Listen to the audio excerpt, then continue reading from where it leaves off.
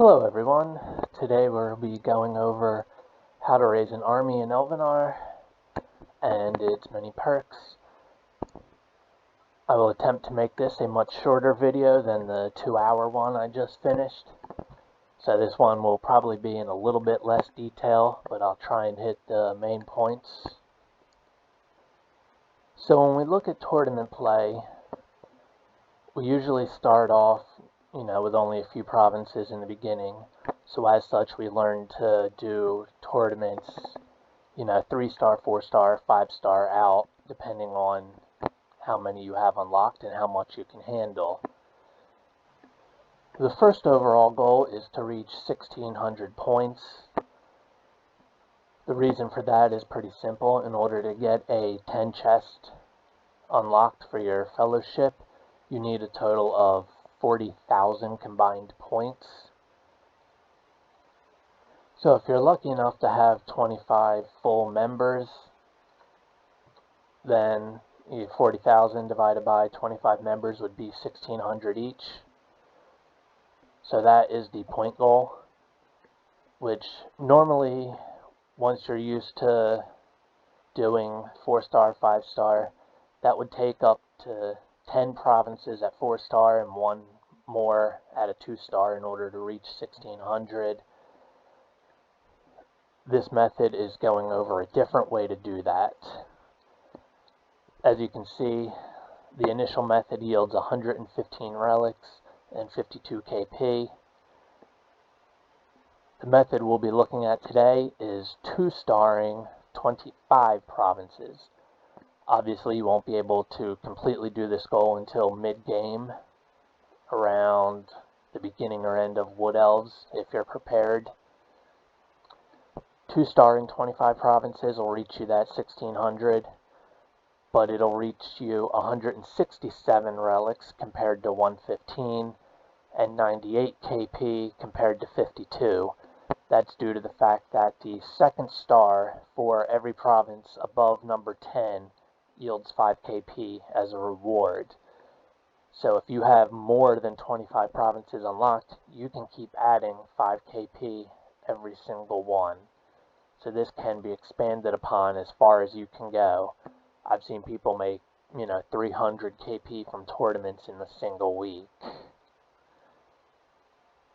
Also, every province above number 10, the first star yields 1 Power of Provisions enchantment. So you'll be getting one of them for every province above 10 you do, which will help with supplies later. So you can gain a lot more relic and KP rewards doing this. KP will help you, in your tech tree and evolve all your ancient wonders to increase your military strength, as well as many other things. So it seems a very viable thing to go after. So we'll be focusing on how to do that. The relics will help you not only boost your boosted goods even higher, but they also help you craft enchantments. I have a bunch of catalyst spells which take 3 different non-boosted relics. The catalyst spells are used in crafting. Crafting is needed for many of the quests where you have to gain vision vapor, as well as making various things, such as a enchanted light ranged, which is a military boost, which we'll go over in a little bit. There's pet foods, which will help with your military if you have the phoenixes. There's a few other buildings that use them. There's also a myriad of other things, from KP to ancient knowledge instance, time instance, supply instance, all that other stuff. But crafting has really become necessary, especially in the quest line, so they're good to have. So creating extra relics to be able to use them in there is a good thing to aim for. So how do we actually achieve a military strong enough to do 25 of these? There will be 3 main pillars. One is training your army faster, The second is training more troops, and the third is increasing the strength of those troops. Normally you'll be using all your barracks units because these train the fastest. Once you get further in the game and you're more familiar with other units, you may be able to switch over and use some of them. But for the purposes of this video and the test at the end, I will have been using all barracks troops. For increasing your training speed is relatively simple. There's only two methods. One is leveling up your barracks to its max level. Each time you level up, that'll increase the training speed, so you keep that at cap. The second is the Ancient Wonder Needles of the Tempest, which not only gives your light ranged units a damage bonus, but it increases your training size. These bonuses will increase as your Ancient Wonder level goes up. Mine's at level 21 and it gives me a plus 75% training speed boost, which is nice. But that's pretty much it for increasing your training speed. It's very simplistic. Second would be increasing your training size, which is a little more involved. As you can see, I'm currently training 1,448 units in one square of this. When you first start the game, that number is only 6. So obviously you can't maintain an army that small and be able to achieve anything. So you want to be able to get that number higher. The main ways of doing this, there's three main ways for this purpose, at least for this video. The first one you come across is your armories. So you can create a few of them.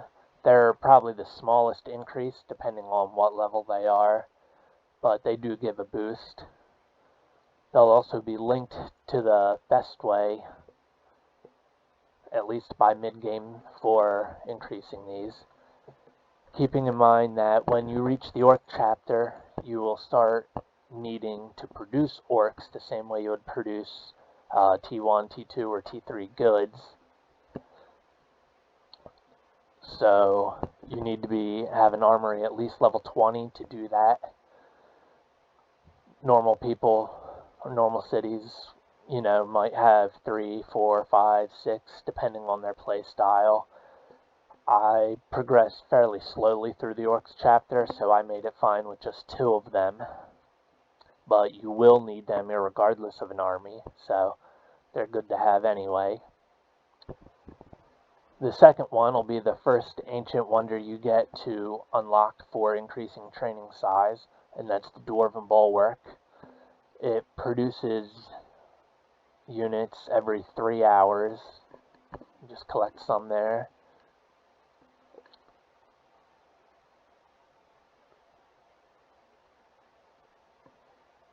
And it will also increase your training size based on your squad size. As you level up the Ancient Wonder, its bonus will become higher and add more to your training size. The third method is the Shrine of the Shruti Shrooms, which also produces units every 3 hours.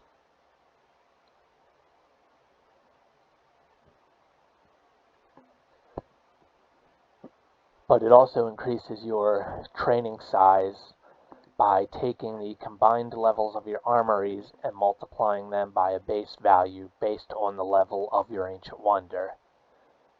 And to demonstrate that, so you understand, you saw I have 2 level 20 armories, so I have 40 combined levels. Now, based on the level of your Ancient Wonder, will determine your base value to multiply by. So if I have 40 combined levels. If I had a level 1 Ancient Wonder, I would see that the base is 6. I'd multiply 20 times 6, and that would be the boost that I get to my training size. As you level up, that number will keep increasing. At level 9, which is what my Ancient Wonder currently is, It's a little under-leveled, but at level 9, that bonus is 15. So if I take my 40 levels times that base value of 15, that's 600 added to my squad size. If I had 2 more armories and made my combined levels 80, times it by 15, that's a 1,200 increase. And that bonus will keep going up as you level your Ancient Wonder. At level 30, it goes up to a base value of 40. So if I had a level 30 Ancient Wonder right now, take my 40 combined levels times 40, I'd still be at 1,600. If I increased my armories, doubled them to a combined level of 80, times a former max level shrine, 3,200 increase. So it has a lot of potential as it levels up. So that'll be the main building for increasing your training size. However, it is based off the armories. It's also worth noting that that Shrine of the Shruti Shrooms is only unlocked at the very end of the Orcs chapter. It's the final technology to unlock. So you pretty much have to reach Wood Elves to get this.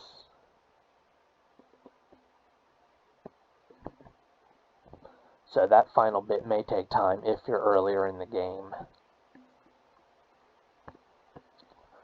Now the third pillar for strengthening your units has 3 main options, though the final one is highly unlikely unless you've completed everything else here and all this stuff is leveled. The first one, the best one, in my opinion, is the Fire Phoenix that was introduced, I think, in 2018 Phoenix event. It was the first evolving building. You get it at level 1. You did quests for the event that gave you artifacts. The artifacts would evolve it each stage from 1 up to level 10. The more it evolved, the more the bonus increased. It also upgrades per chapter, though that will just be for your population and culture, not increasing your bonus. They introduced 3 different Phoenixes that event. One of them was the Fire Phoenix, which its feeding effect is to increase your unit damage by 50% across the board. All 5 unit types will get increased by 50%. So that is damn impressive. It also produces, as you can see, coins, supplies, 2 shards, and a portal profit every 2 days. But the feeding effect is activated when you feed it a pet food. Pet foods are crafted in the Magic Academy. They will show up here randomly. You never know when they might show up, so I always suggest getting them. You might see a bunch at once. You might have quite a dry spell, so they're always worth getting when you see them. Different buildings that use the pet food for a feeding effect will last different times. For the Fire Phoenix, if you use a pet food on it, the feeding effect will last for 24 hours. So you'll get that 50% damage for 24 hours. When that wears off, you can always use another one if you have it and if you need it. However, since you are doing a 2-star, if you say wait until the evening, use a pet food, do your 1-star, by the time you wake up tomorrow and that 16-hour cooldown is passed, you can do this whole second run before that first pet food wears out. So you can do your entire 25 province, 1,600 points worth of tournament play in a single 24-hour period and only use a single pet food.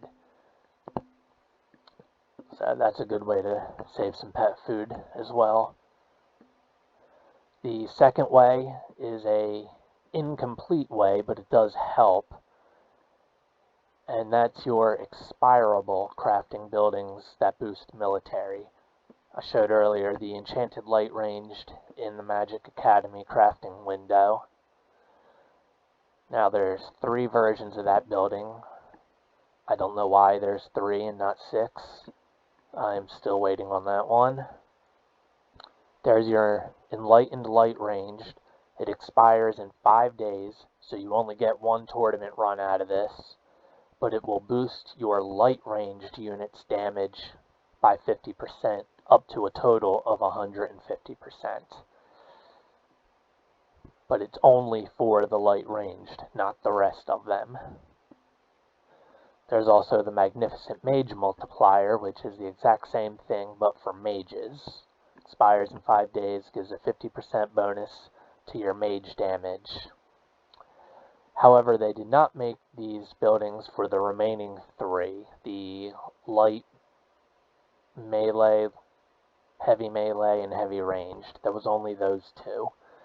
There is a 3rd one, Unleashed Unit Upgrade, same 5-day expiring building, but it'll boost your health up by 25% to a total of 125%.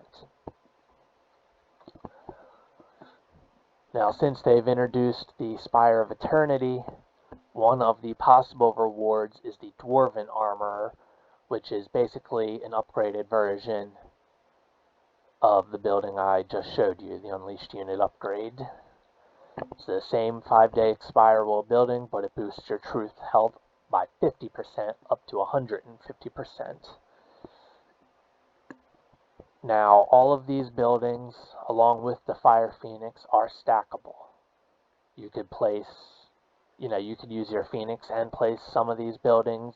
You could use, 5 of these buildings at once if you had that many and you wanted to. So they are stackable. The 3rd method, highly unlikely, however, is to spam Ancient Wonders even more so. I showed you the Needles of the Tempest, which gives a bonus to your light ranged unit's damage. There's 1 of these for each of the 5 types of units. There's also 1 for the health. However, you can see my Needles is already level 21, and it's only a 30% bonus to my light ranged. So that takes a long time to level up an Ancient Wonder that much, and you'd have to do that for all 5 or 6 of these. So that would take an eternity, and to be honest, you're better off investing them into the ones you already have, such as your Shrine and your Needles foremost, maybe your Bulwark.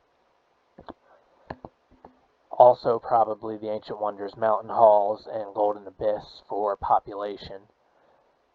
Whether you're doing this or not, chances are you're short on population, so you will definitely need more of them, and these are the 2 Ancient Wonders that'll boost that. As you can see, my Golden Abyss is about 3,500 extra population right now, and my Mountain Halls is 21, so you figure, 56, 5,700. If I didn't have them up, my population would be massively negative, so they come in handy too. And all the KP you're getting from these each week can go into boosting your Ancient Wonders even more, allow you to make even more. But those are the 3 main pillars for doing your army: increasing its training speed, increasing its training size, and powering them up.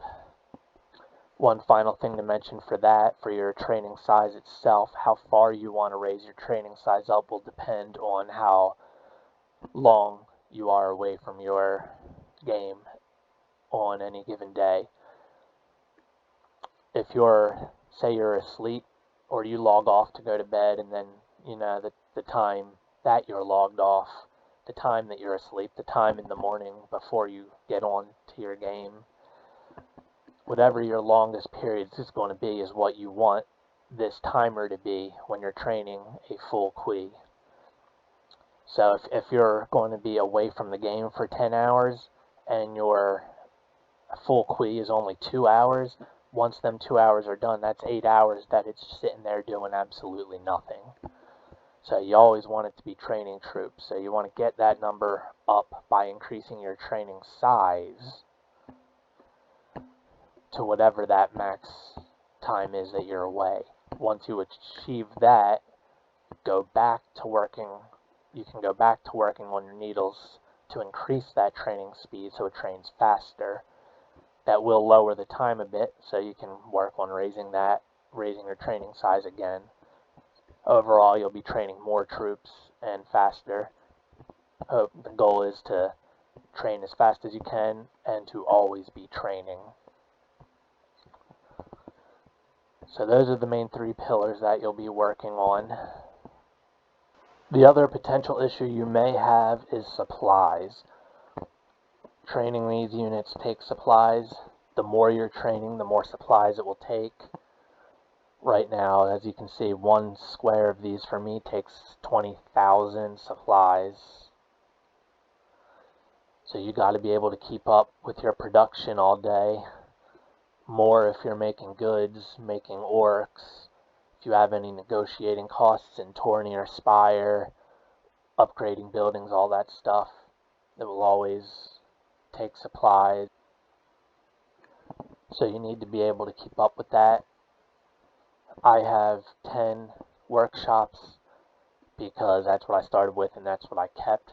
It was not specifically for this goal, but it does seem to work for the most part.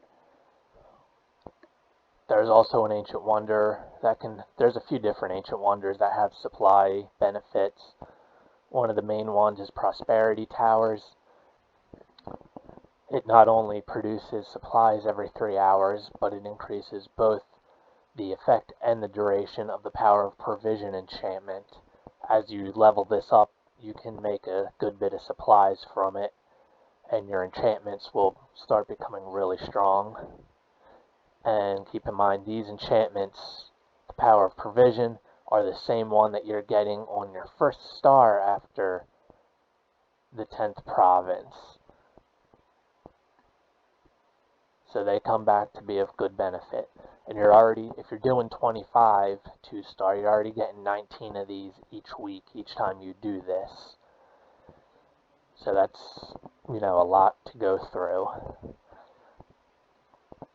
Unlike some of the other examples I showed you where it would say plus 150%, but it actually meant a 50% bonus totaling 150%. The power of provision enchantment does not follow that. When it says supply production boost plus 200%, that means 200% on top of what it's already making. I'll use one here to demonstrate. You just saw me set my 1-hour breads. Normally, that makes me 2,175 at my current culture level and workshop level. With the power of provision enchantment, that same production is now 6,525 supplies worth. And without the prosperity towers, I do not have that yet. It lasts for 10 hours. So a round of those, if you set your workshops to bag of groceries, which is a 9-hour run overnight, you get up in the morning, you use the power of provision enchantment on your workshops. That 9-hour run's now, tripled, is up to 300%, and then run, smaller ones while you're there. You can go from, nothing, from almost empty to almost full in, a single day. Or rather, a single 10-hour run for your enchantment. Now, your tournament order runs in order of your relic menu. It starts at marble, then it goes to steel, then to wood, crystal, so forth, all the way till the end, and then it repeats. It always goes in this very same order. I did a 9-week test to see if how well this strategy would work at my current level, starting at Magic Dust.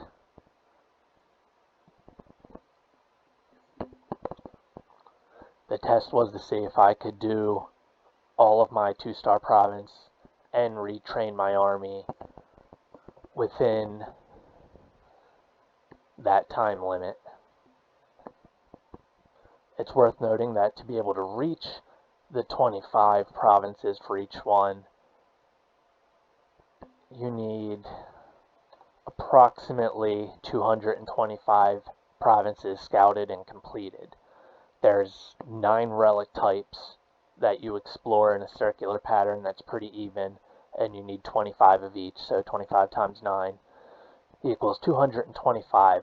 If you're scouting evenly, that'll be roughly the amount you need to get 9 or 25 of each of the relic types for the tournament. By the time you get 125 provinces scouted and completed, you'll probably be in the Wood Elves chapter.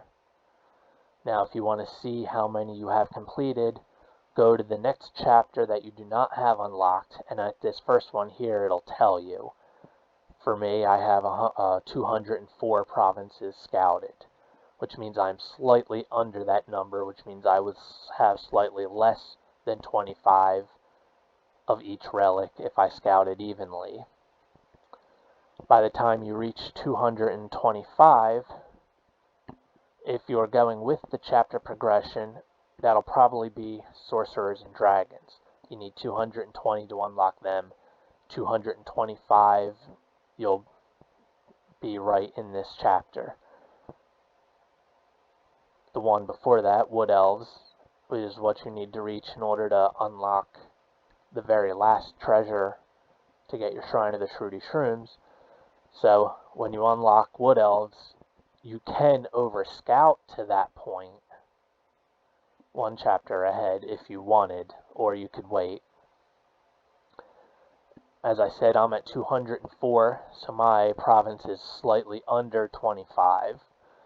Now, I did my 9-week run, and I think all of mine were, I believe, between 22 provinces to 26, because I scouted unevenly in certain areas to reach trading partners. So while it's not a perfect one down to the level, it'll still give a very good estimate and a very good demonstration of the plan.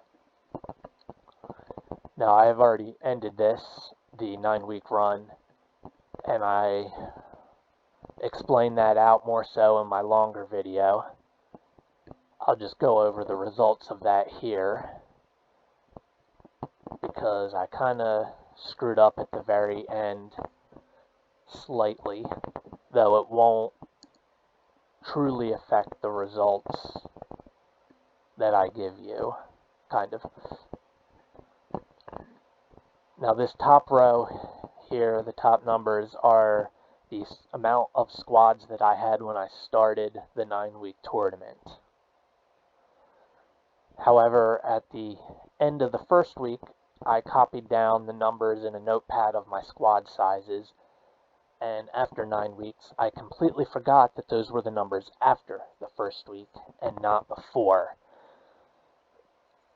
which kind of screwed my plan up a little bit at the end. During that 9-week time, I had a total, I think, of 4 or 5 days, I'll say 4 days, where my internet went completely out because I had wires outside that had melted down. So I had 4 days of that time where I was unable to train any units, period. So when I finished this 9-week run, I wanted to give myself those 4 extra days to make sure my training numbers were accurate. However, since I was looking at numbers after the first week, I thought I reached my goal sooner than I did, and I ended up only using 1 day of that 4-day extension, which will come into play here in a second. What I ended with is on the second row here. As you can see, most of it is slightly under because of that mistake that I made. I was down 32 light melees, I was up 1 light ranged, down 16 mages, down 1 heavy melee, and up 1 heavy ranged. In total, I was down 47 squads, after 9 full weeks of tournament play. And keep in mind, each of those weeks, I was not only doing those tournament plays, but I was also doing the first floor of the Spire of Eternity. It has a lot of good rewards that are worth having. A lot of various buildings, the Dwarven Armor, Magic Residence, Magic Workshops. You can get diamonds throughout. It's also a very good source for getting combined catalyst spells, as well as the spell fragments for crafting. So it is something, if you're building the military, it's certainly something you want to do. And I did do the first floor, precisely the first floor of the Spire, each of these 9 weeks, along with the tournaments. So in total, after 9 weeks of that, I was down 47 squads. Now it's important to note that one squad of any unit takes the exact same amount of time to train. One squad of light melee takes the same as one squad of mage, takes the same as one squad of heavy ranged, as well as the rest of them. Now the numbers that comprise a squad will be different between each of these, but your training time will be the same. So for my light melee unit, my squad size is 861 units. So if I come down here and select 861 units, you can see that takes me right now precisely 1 hour to train one squad. I was down 47 squads, which numerically would mean I'd need 47 hours to retrain what I lost. Basically 2 days to retrain what I lost. However, I mentioned about having your full qui being equal to the time that you will be off. Mine is only up to about 7.5, sometimes 8.5 hours. So I do lose several hours each day because I'm still leveling my shrooms. So had this actually been up to the level I wanted, the amount that I would have been able to train that I wouldn't have lost would have been able to offset that 47 squads. But it's not trained and I couldn't. But however, since my squad training time, my combined training time, is not completely full yet, that means 47 hours worth of training would have taken me 3 days. As I mentioned, I cut my training time short by exactly 3 days. And my results, my final results, I would have needed exactly 3 more days to break even. So had I have used those 3 days and not made that mistake, my numbers would have broken out precisely even. So as such, as a proof of concept, I would say it's an overall success. As for doing precisely 25 and not screwing up, I'll have to wait until I'm scouted that far to test and prove. But for doing anywhere from 22 to 26 2-star tournaments for 9 weeks straight, along with the first floor of the Spire, my numbers would have broken out completely even had I not screwed up, which meant I was basically able to fully retrain my army for all my losses, which means I can continuously do tournament play and Spire each week and be able to retrain for the next week. And I did all of that with only the Fire Phoenix. I did not use any expirable buildings. I wanted a flat test line, which means going forward, I will be working on my Ancient Wonders, which can power up my military strength. I will be using expiring buildings, which can power up my military. There's plenty of things to do to keep raising the strength and the numbers of my army. So from this point, it would only get better each test, each week. So that's a quick explanation of how all of this works. If you're looking for a little bit more detail or a little bit better explanation, you can watch my longer video which goes into more detail, or you can just look it up and figure it out for yourself. One last thing to mention before we end this is your optional squad size upgrades. As it stands now, these are better left skipped if you can. There are certain ones, like number 24 here, that you have to get to progress in your tech tree. There are other ones, like 25, that go to a dead end. Skipping them will be much more beneficial for your tournament play. However, it is the type of thing that if you've already unlocked it, there's nothing you can do to unlock it. For this city, I started around ferries when I realized this, so I've only been able to do a few. I have a second city with the exact same setup as mine, same military, same Ancient Wonder levels and everything.